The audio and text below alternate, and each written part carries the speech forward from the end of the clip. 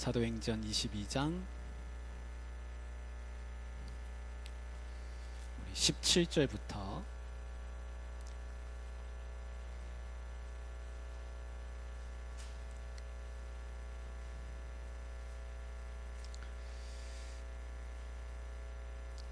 우리 14절부터 같이 보겠습니다. 14절부터 21절까지 보겠습니다. 그가 또 이르되 우리 조상들의 하나님이 너를 택하여 너로 하여금 자기 뜻을 알게 하시며 그 의인을 보게 하시고 그 입에서 나오는 음성을 듣게 하셨으니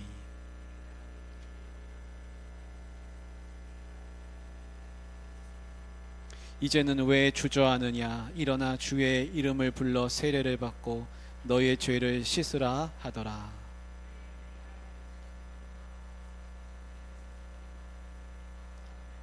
봄에 주께서 내게 말씀하시되 속히 예루살렘에서 나가라. 그들은 네가 내게 대하여 증언하는 말을 듣지 아니하리라 하시거늘.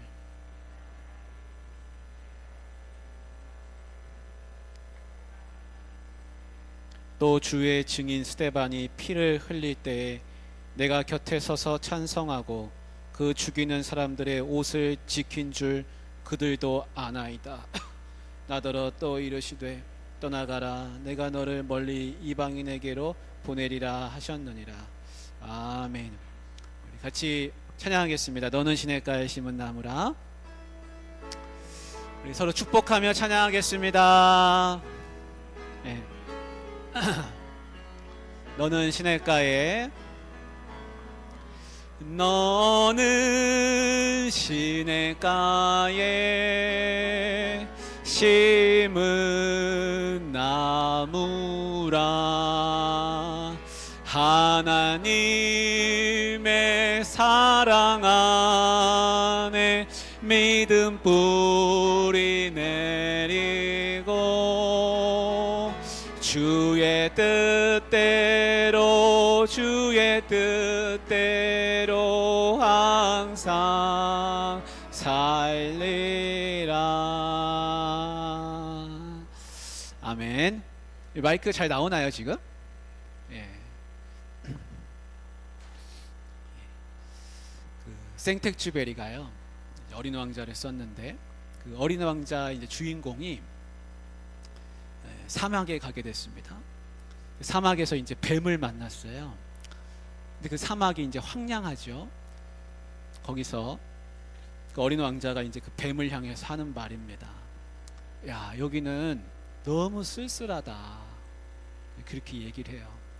그러니까 뱀이 뭐라고 대답하냐면 사람들이 많이 모여 사는 곳도 쓸쓸하기는 마찬가지지.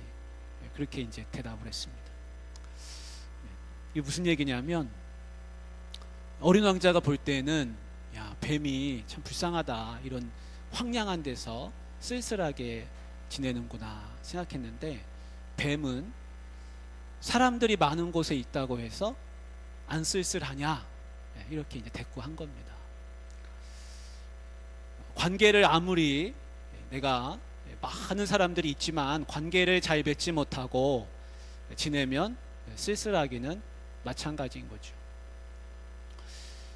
바울도 마찬가지입니다. 우리 신앙인에게 이걸 빗대어서 본다면 우리가 사람들과 관계를 많이 해서 아무리 살아가더라도 하나님과의 관계가 뒤틀리고 하나님과의 관계가 원만하지 못하면 영적으로 공급받지 못해서 쓸쓸한 인생을 살아간다라는 것에 우리가 이렇게 적용해 볼 수가 있습니다.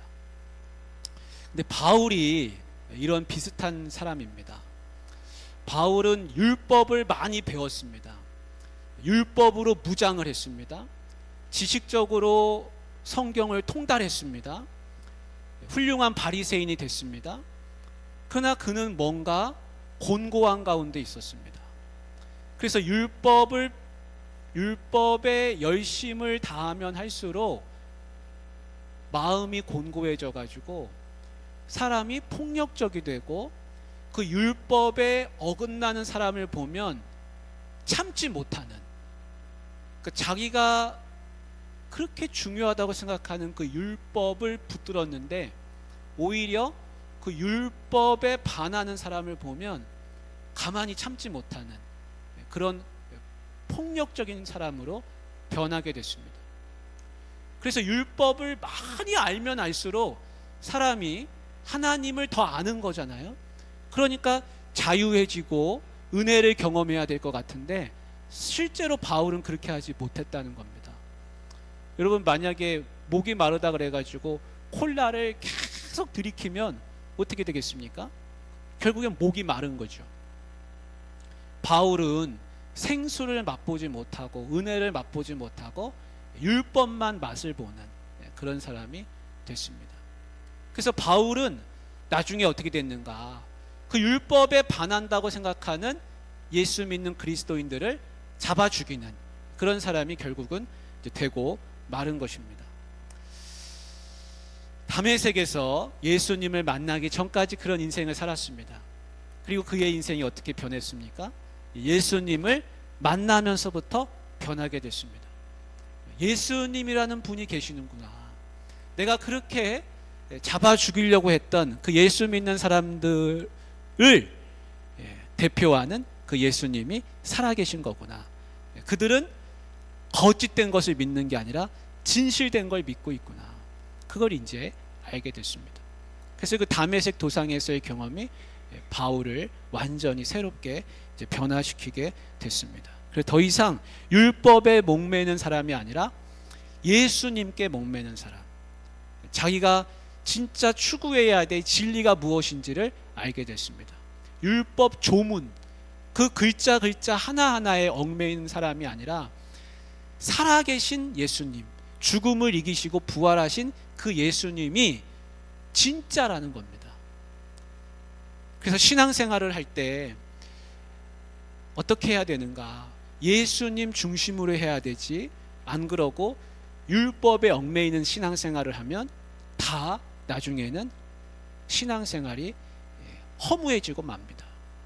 주일 성수를 해도 그거를 은혜로 하지 않고 그냥 율법 조문을 지키듯이 내가 주일을 안 지키면 안 되니까, 내가 주일을 안 지키면 성경에서는 꼭 안식일을 지키라고 하는 그 말씀이 있는 것처럼 주일을 지켜야만 하니까 지키는 그런 식으로 신앙생활하면 나중에는 내가 여기 와서 지금 뭐 하는 건가 라는 생각이 듭니다. 11조를 하더라도 이걸 안 하면 안 되니까 하는 사람하고, 이 10분의 1은 내게 하나님께서 주신 소득이다, 내가 소득에 감사해서 은혜로 드리는 것이다 라고 생각하는 사람은 10분의 1을 드리면서 은혜를 얻는 사람이고, 그렇지 않고 이거를 내가 안 드리면 안 되기 때문에 드리는 사람은 나중에 그 11조 때문에 얽매이는, 그래서 결국에는 그 11조도 시험거리가 되는 그런 사람이 되고 마는 것입니다. 우리 22장 14절 말씀을 같이 한번 읽어보겠습니다. 같이 읽습니다. 그가 또 이르되 우리 조상들의 하나님이 너를 택하여 너로 하여금 자기 뜻을 알게 하시며 그 의인을 보게 하시고 그 입에서 나오는 음성을 듣게 하셨으니 아멘. 그래서 이제 아나니아가, 이제 바울이 눈이 멀어서 다메섹으로 왔죠. 이제 아나니아를 만나게 됐습니다. 그 아나니아가 하는 말이 이렇습니다. 거기 중간에 보면 우리 조상들의 하나님이 너를 택하여 너로 하여금 자기 뜻을 알게 하시며 자기 하나님 뜻을 알게 하셨다, 그렇게 말씀합니다. 그래서 바울은 지금까지 자기가 하나님 일을 한다고 생각했습니다. 예수님 믿는 사람 잡아 죽이는 거를 하나님 일이라고 생각했습니다. 근데 그게 아니라는 걸 알게 됐습니다. 그거는 누구의 일이었습니까? 그거는 자기 의를 세우는 거였습니다. 그거는 대제사장들과 서기관들과 바리새인들이 자기한테 시킨 일을 하는 거였습니다. 그게 하나님 뜻이 아니었다는 겁니다. 하나님 뜻은 뭐였냐면 예수님을 아는 게 하나님 뜻이라는 겁니다. 그래서 하나님 뜻을 알게 하셨다라는 겁니다. 그러면서 15절에 이렇게 이야기해 줍니다. 네가 그를 위하여, 예수님을 위하여 모든 사람 앞에서 네가 보고 들은 것의 증인이 되리라. 그래서 하나님이 너한테 원하시는 것은 네가 보았던 그 도상에서 보았던 예수 그리스도를 증거하는 사람이 되는 것이 하나님 뜻이다. 너는 그런 사람이 되리라 라고 이야기를 해주고 있습니다. 그러면서 중요한 말을 합니다. 왜 주저하느냐? 일어나 주의 이름을 불러 세례를 받고 너의 죄를 씻으라. 이제는 새로 시작해라. 지금까지 네가 지은 모든 죄는 하나님이 다 덮어주신다. 이제는 네가 새 삶을 시작해라. 그렇게 이야기를 해주는 것입니다. 그래서 잘못된 열심에서 벗어나서 진정 네가 추구해야 될 것이 무엇인지를 아나니아가 깨우쳐 주었습니다. 여러분, 아나니아 같은 사람이 되시길 바랍니다. 내가 왜 예수 믿고, 내가 왜 직분 있고, 내가 왜 중직자가 됐습니까? 그거는 아직 하나님 뜻을 깨닫지 못한 사람한테 하나님 뜻을 알려주려고 하는 겁니다. 당신의 인생은 그렇게 사는 게 당신 인생이 아니라 하나님이 당신에게 원하시고 계획하시는 바가 있는데 그것을 하시기를 바랍니다. 그걸 알려주는 게 아나니아의 역할이거든요. 바울이 잘못된 열심을 가지고 달려가는데 그 잘못된 목표를 바꿔서 수정해가지고 올바른 궤도로 올려주는 게 아나니아의 역할입니다. 그래서 먼저 예수 믿는 사람은 아나니아와 같은 사람이 다 되어야 하는 것입니다. 세상 사람들은 어떤 열심을 가지고 삽니까? 다 잘못된 열심을 가지고 사는 거죠. 예수 그리스도를 위해서 사는 게 아니라 다 자기 인생의 만족을 위해서 살아가는 게 모든 세상 사람들의 목표입니다. 다 물어보면 내년 계획이 있다고 말할 거예요. 10년 후에 자기 목표가 있을 거예요. 달성하고 싶은 일이 있을 거예요. 근데 그 목표와 인생에 달려가는 그 방향이 다 누구를 위한 것입니까? 다 자기를 위한 것이죠. 자기를 위한 것. 그런데 아나니아는 뭐를 얘기해 주고 있습니까? 하나님이 너를 위해서 가지고 계신 계획이 이것이다 라는 것을 알려주는 겁니다. 그래서 예수 믿는 사람은 그걸 먼저 아는 사람들입니다. 그리고 다른 사람을 거기에 동참시키는 게 우리의 할 일입니다. 교회를 바르게 세워가는 거 목사만 하는 일이 아니라 목회자는 다른 사람을 동참시켜서 이 교회를 바르게 세워가는 거, 생명 살리는 일에 같이 동참하자고 격려해서 함께 팀을 만들어가는 거, 그게 목회자가 하는 일입니다. 여러분, 아나니아 같이 되시고 다른 사람을 세워가는 분들이 다 되시기를 주님의 이름으로 축복합니다. 이제 17절부터 한번 보시기 바랍니다. 이제 바울이 그 다메섹 도상에서의 일을 겪고서 이제 예루살렘으로 돌아왔습니다. 근데 이 예루살렘에 돌아와서 이제 오늘 말씀은 뭐냐면 자기가 성전에서 기도하다가 황홀경 중에 주님의 음성을 듣게 되었다라는 말씀이 이제 오늘의 본문 우리가 읽은 내용이고, 이게 사도행전 9장에 가면 어떤 말씀으로 나와 있습니까? 사도행전 9장에는 실제 바울이 겪은 일이 나와 있죠. 지금은 이거를 사람들 앞에서 증언하는 일이잖아요. 근데 사도행전 9장에 보면 어떻게 돼 있냐면 바울이 다메섹 도상에서 그 일을 겪고 아나니아를 만나서 눈을 뜨고 세례를 받고 뭐 했냐면 다메섹에서 예수님을 전했습니다. 그러니까 유대인들이 완전히 저 사람이 저거 어떻게 된 건가?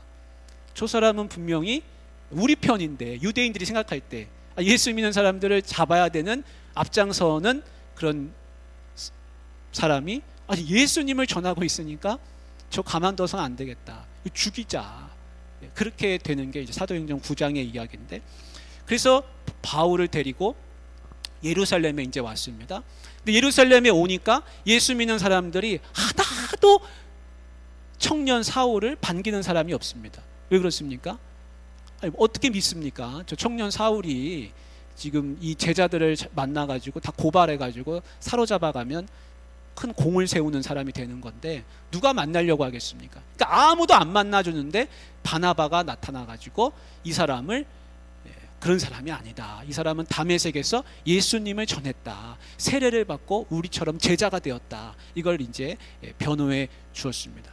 그리고 예루살렘에서 유대인들하고 변론이 붙었다가 유대인들이 당할 자가 당해내지를 못하니까 바울을 해하려고 해가지고 제자들이 그를 가이사랴로 보내서 고향 다소로 돌려보냈다는 게 이제 9장의 이야기입니다.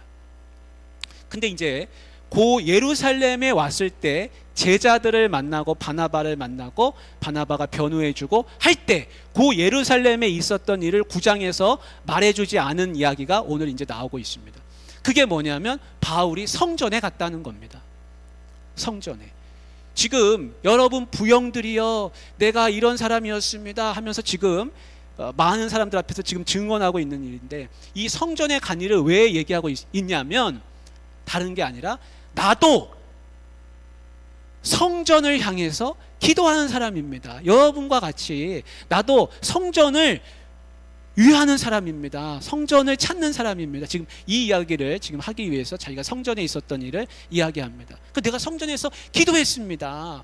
다메섹에서 그렇게 예수님 만났고 내가 예루살렘 성전을 찾아와가지고 하나님 앞에 기도했습니다. 근데 그 기도할 때 무슨 일이 있었는가? 황홀경 중에 예수님이 나타나셔서 바울한테 말씀하셨다는 겁니다. 그 말씀이 오늘 읽은 그 17절 보십시오. 후에 내가 예루살렘으로 돌아와서 성전에서 기도할 때 황홀한 중에 봄에 주께서 내게 말씀하시되, 한번 같이 읽을까요? 속히 예루살렘에서 나가라. 그들은 네가 내게 대하여 증언하는 말을 듣지 아니하리라 하시거늘. 그래서 하나님이, 주님이 자기한테 성전에서 기도할 때 말씀하셨다는 겁니다. 이 예루살렘에서 속히 나가라. 사도행전 9장에서는 해코지를 당할까봐 위험스러우니까 제자들이 다소로 보냈다는 이야기가 나오고, 그 이야기와 이 이야기가 이제 하나가 되는 거죠. 그렇게 제자들이 자기를 피신시킨 이야기도 있고, 또 자기가 황홀경 중에 하나님이 직접 자기한테 말씀하셨다는 거예요. 이 예루살렘에서 속히 나가라는 겁니다. 유대인들 더 이상 그들과 함께 변론하거나 이렇게 하지 말고 빨리 피하라는 이야기를 하셨다는 겁니다.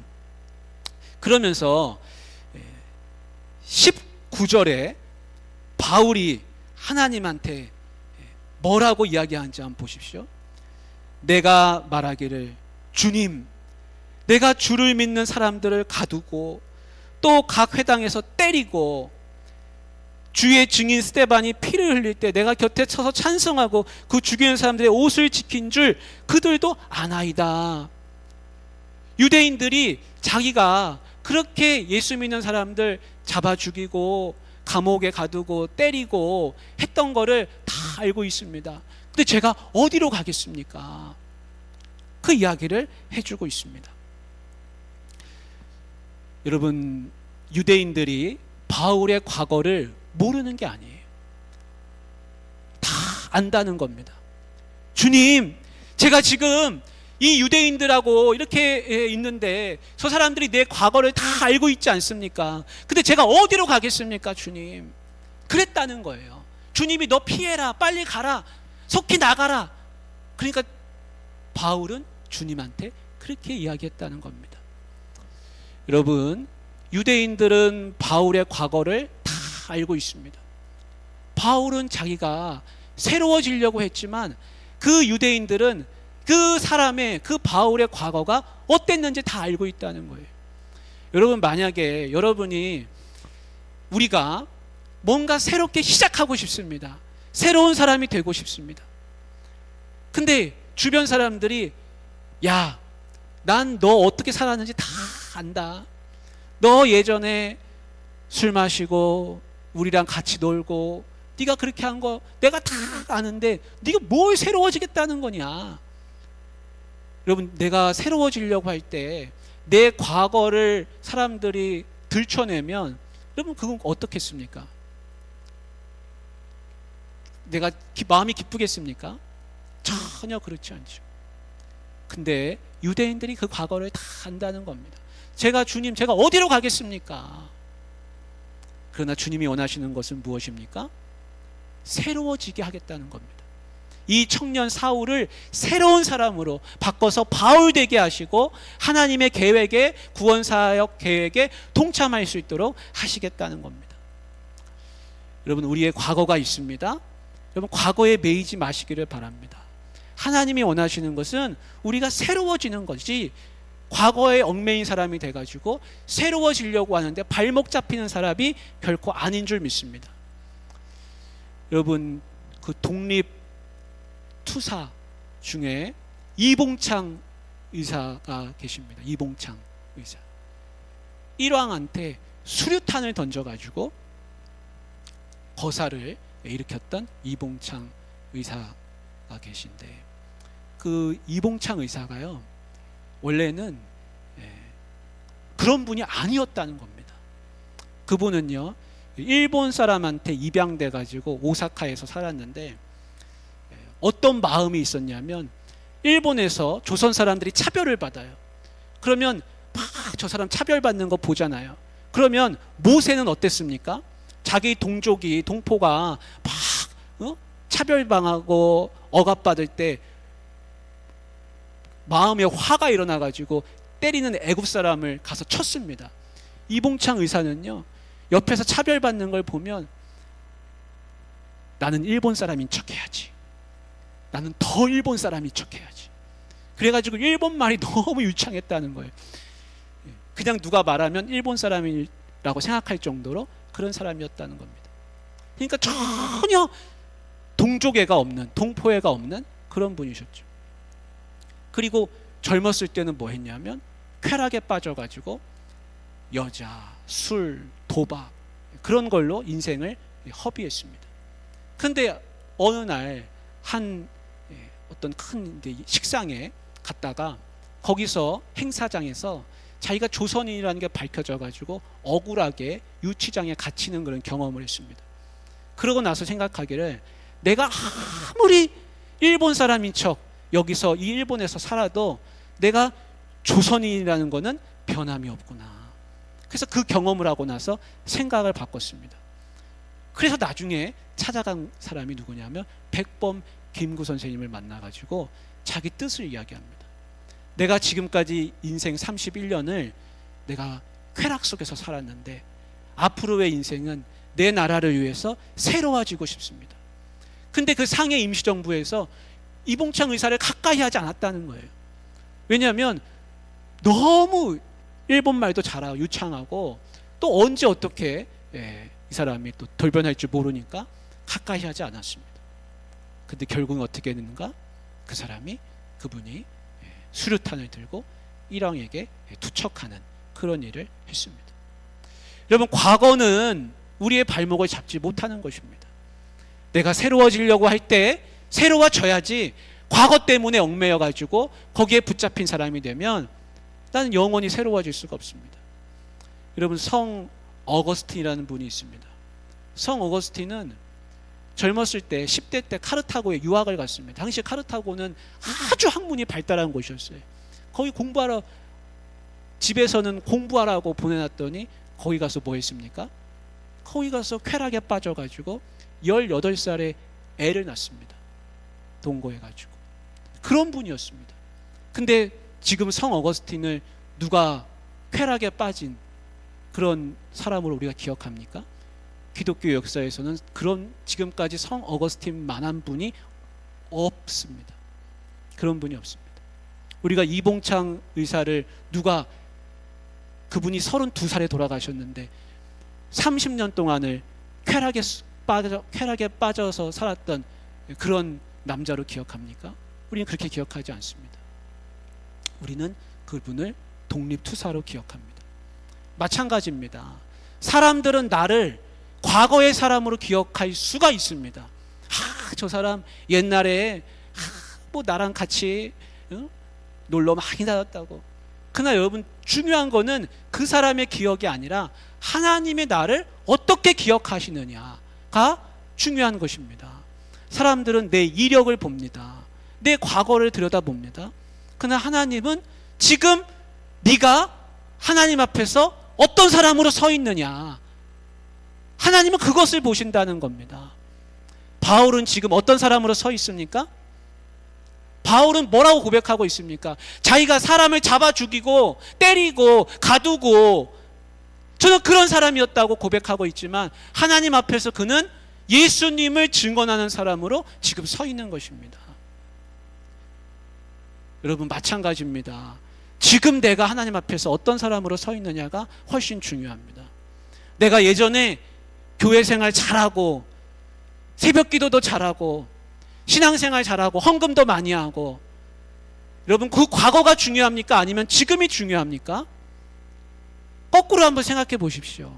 과거의 인생을 엉망으로 살았다가도 지금 하나님 잘 믿으면 그 사람이 귀한 것이고, 과거의 신앙생활 아무리 열심히 했어도 지금 하나님 떠나가지고 자기 뜻대로 자기 마음대로 살아가는 사람이 있다면 그것 또한 그 지난날의 과거가 아무런 하나님 앞에서 공로가 될 수 없을 것입니다.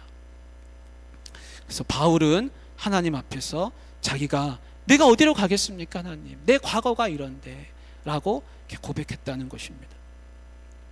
그런데 21절에 우리 한번 같이 읽겠습니다. 같이 시작. 나더러 또 이르시되 떠나가라, 내가 너를 멀리 이방인에게로 보내리라 하셨느니라. 아멘. 여러분, 바울이 하나님으로부터 든 새로운 미션이 있었습니다. 아나니아가 이미 얘기해 준 적이 있습니다. 아나니아가 뭐라 그랬습니까? 우리 15절 한번 같이 읽어볼까요? 15절 시작. 네가 그를 위하여 모든 사람 앞에서 네가 보고 들은 것의 증인이 되리라. 아멘. 아나니아가 이미 얘기 한번 해줬습니다. 모든 사람 앞에서 네가 증인이 되리라. 여기 모든 사람은 누구를 말하겠습니까? 모든 사람인 것이죠. 모든 사람. 근데 바울이 설마 자기가 이방인한테 가야 하는 그런 사람이 될 줄은 꿈에도 몰랐을 겁니다. 왜 그렇습니까? 여러분, 바울은 철저한 바리새인입니다. 철저한 바리새인이에요. 바리새인은 이방인을 어떻게 봅니까? 이방인은요, 사람이 아니에요.